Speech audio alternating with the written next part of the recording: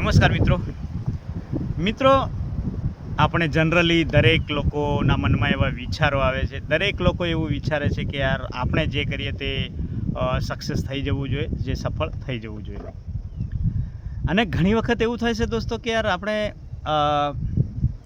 કંઈક કરવા માંગતા હોય પણ કોઈ કારણોસર એ ના થયું હોય, એ આપણું કામ ના થયું હોય. સમજી લો એક ઉદાહરણ કે તમે કોઈ ટ્રેનમાં જવા માંગી રહ્યા છો. તમે કોશિશ કરી તમારી રીતે ખૂબ જલ્દીથી જવાની, ખૂબ જ જલ્દી સ્ટેશન પર પહોંચવાની, પણ કદાચ તમને ત્યાં જતાં જ એ ટ્રેન ઉપડી ગઈ. એવું પણ થયું હશે. કોઈક લોકો સાથે તો થયું જ હશે ને દોસ્તો આવું. તમે કંઈક મેળવવાની કોશિશ કરી, ઘણી બધી મહેનત કરી, ઘણા બધા પ્રયત્નો કર્યા, પણ કદાચ થોડા ઘણા સમય તમે દૂર રહી ગયા તો રહી ગયું. તમે ક્રિકેટ રમવા ગયા, ખૂબ સારું રમ્યો, ખૂબ સારી રમત રમ્યા, પણ કદાચ થોડા ઘણા રનોનું અંતર રહી ગયું. તેવી જ રીતે દોસ્તો આ બધું જીવનમાં દરેક લોકો સાથે, એટલે ઘણા બધા લોકો સાથે એવું થતું હોય છે. તો આપણે વિચારીએ કે યાર ભગવાન મારી સાથે જ આવું કેમ કરે છે? ભગવાન મારી સાથે અન્યાય કરી રહ્યો છે. ભગવાન આ બધા દુઃખો મને કેમ આપે છે? ભગવાન બધા માટે સારું વિચારે પણ મારા માટે કેમ આવું ખરાબ વિચારે છે? ભગવાન મને સાથ નથી આપતો. ભગવાન યાર મારી સાથે આ બધી પીડાઓ કેમ થાય? હું જ કેમ રહી જાઉં? હું જ કેમ સફળ નથી થતો? આવા બધા વિચારો દરેક લોકોના મનમાં ચાલે છે મિત્રો. એવું નથી કે તમારા જ મનમાં ચાલે, ઘણા બધા એવા લોકોના મનમાં આ બધા વિચારો ચાલે છે. પણ મિત્રો તમે એક બીજી બાજુના નજરિયાથી તો જુઓ. એક એક્ઝામ્પલ આપું. લગભગ ગયા વર્ષની વાત છે, જ્યારે એક અમદાવાદમાં પ્લેન દુર્ઘટના થઈ હતી. ત્યારે એક ભરૂચની છોકરી હતી, એક ભરૂચની લેડીઝ હતી, જેને ઇંગ્લેન્ડ જવું હતું. તો એ પ્લેનની ટિકિટ એના પાસે હતી, પણ કંઈક કારણોસર એ ટ્રાફિકમાં ફસાઈ ગઈ અને એ પ્લેન સૂકી ગઈ. અને જ્યારે એરપોર્ટ પર પહોંચી ત્યારે એને કીધું કે મારે આ પ્લેનમાં જવું હતું, રોકાવો. એ ટેક ઓવર કરતી જ હતું પ્લેન, હજુ ઉડી નહોતું મિત્રો, બસ ટેક ઓવર થવાની તૈયારી હતી. તો રોકાવો ઘણી બધી અપીલ કરી, હાથ જોડ્યા, પણ એ પ્લેન કોઈ કારણોસર અથવા તો એ લોકોએ ના રોક્યું. અને મિત્રો મજાની વાત એ છે કે પછી એ ખૂબ દુઃખી થઈ કે યાર મારું પ્લેન મિસ થઈ ગયું, યાર કેમ આવું થયું? હું ત્યાંથી આવી, ભગવાને આ શું કર્યું? આવી રીતે બધું નારાજ દિલમાં એના ખૂબ દુઃખ થયું, નારાજગી થઈ. એ સ્વાભાવિક છે મિત્રો, એ તો નારાજ થવાનું છે, એને દુઃખ થયું એ પણ સ્વાભાવિક છે. પછી ત્યાંથી હવે ફરીથી ઘરે જવા માટે નીકળે છે. અને ઘરે જવા માટે નીકળે છે ને પછી એને થોડા સમય પછી એવું સાંભળવા મળે છે સોશિયલ મીડિયામાં કે યાર એ જે પ્લેનમાં એ જવાની હતી ને, પ્લેન દુર્ઘટના થઈ ગઈ, એટલે પ્લેન ક્રેશ થઈ ગયું. આ સાંભળીને ધ્રુજી ઉઠે છે. એના ધબકારા છે ને ઝડપી થઈ જાય છે દોસ્તો, બ્લડ પ્રેશર વધી જાય છે. એ વિચારમાં પડી જાય છે કે કદાચ હું એ પ્લેનમાં જતી રહી હોત તો આજે હું પણ એ દુર્ઘટનાનો શિકાર બની ગઈ હોત. ભગવાને જે કર્યું તે સારું કર્યું, મને લેટ થયું એ પણ સારું થયું. આવા બધા વિચારો આવે છે. પહેલાં તો એને નારાજગી હતી એ બાબતની, ખૂબ નારાજગી, ખૂબ દુઃખ થયું, પણ પછી એવું થયું કે યાર જે થયું તે સારું થયું.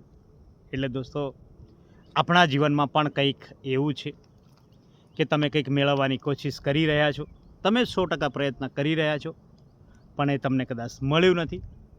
તો નારાજ થવાની જરૂર નથી, ચિંતા કરવાની કોઈ જરૂર નથી. ઉપરવાળો બેઠો છે. તમારી મહેનત, તમારી સફળતા, કદાચ તમે આ જગ્યાએ ફેલ થઈ ગયા તો બીજી જગ્યાએ સફળ થવાના જ છો.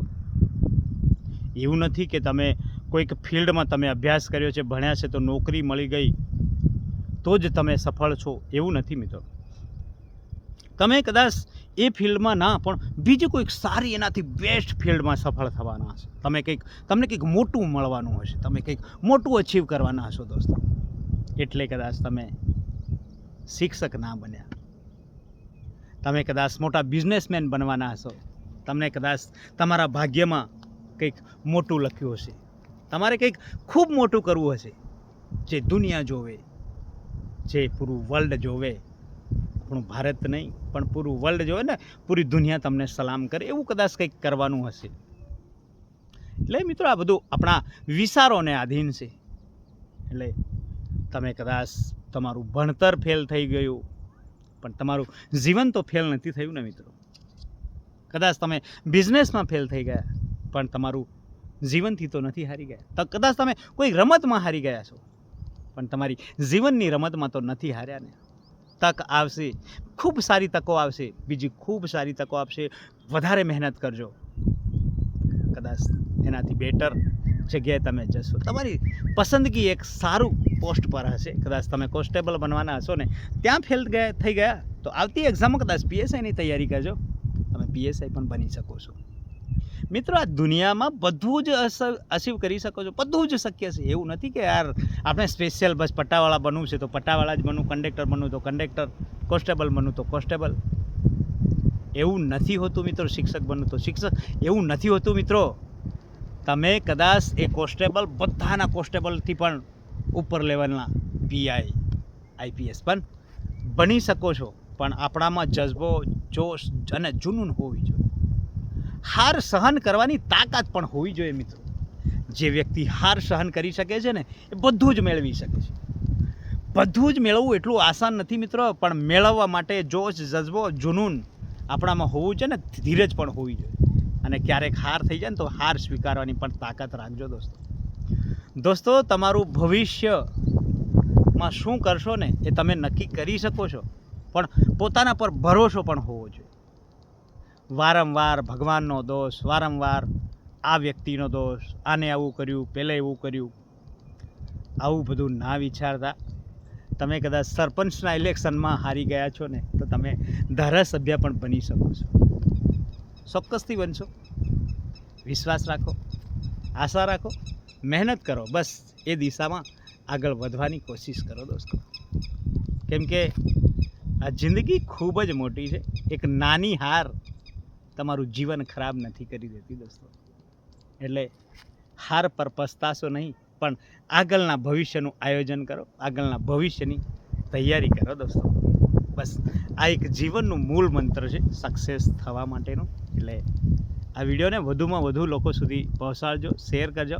કદાચ આપણા વિડીયોથી કોઈક લોકોને યાર મોટિવેશન મળશે એવી હું આશા રાખું છું, જેથી તમારા દરેક ગ્રુપમાં મિત્રોને પહોંચાડજો. અને મારો વિડીયો તમને જો આ પસંદ આવ્યો હોય ને મિત્રો, તો મારી આ સુપરસ્ટાર દેશપ્રેમી ચેનલને સબસ્ક્રાઈબ કરી દેજો, જેથી અવારનવાર મારી આ સુપરસ્ટાર દેશપ્રેમી ચેનલમાં વિડીયો આવતા રહેશે મિત્રો.